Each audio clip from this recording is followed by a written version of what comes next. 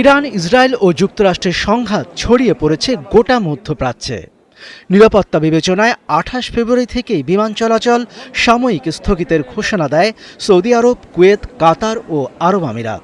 ফলে আগাম টিকিট নিয়েও ঈদযাত্রা অনিশ্চিত হয়ে পড়েছে প্রবাসীদের। অনেক প্রবাসীরই পরিবার ও আত্মীয় স্বজন কুয়েতে অবস্থান করছেন পর্যটন ভিসায়। তাদের ফেরত যাওয়ার সময় হলেও ফ্লাইট বন্ধের কারণে যেতে পারছেন না।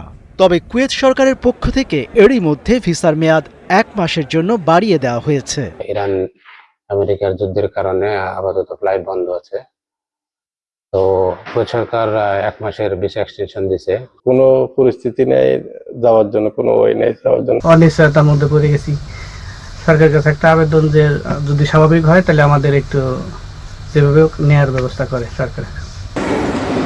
ফ্লাইট মিস হওয়া যাত্রীরা ভিড় করছেন ট্রাভেল এজেন্সিগুলোতে, কিন্তু কবে ফ্লাইট চালু হতে পারে তার সঠিক দিনক্ষণ জানাতে পারছেন না এজেন্সিগুলো। ফলে হতাশ হয়ে ফিরে যাচ্ছেন পর্যটকরা। শিগগিরই ফ্লাইট চালু হবে জানিয়ে সবাইকে ধৈর্য ধরার পরামর্শ দিচ্ছে ট্রাভেল এজেন্সিগুলো। কোনো ধরনের ছাড় ছাড়াই টিকিটের তারিখ পরিবর্তন করতে পারবেন এবং ওই টিকিটে দেশে যেতে পারবেন এবং আসতে পারবেন, এতে কোনো ধরনের সমস্যা হবে না। পরিস্থিতি স্বাভাবিক হলে ফ্লাইট পরিচালনার জন্য প্রস্তুত কুয়েত আন্তর্জাতিক বিমানবন্দর। কোনো ধরনের ফি ছাড়াই আগের টিকিটেই ভ্রমণ করা যাবে বলে জানিয়েছে এয়ারলাইন্সগুলো।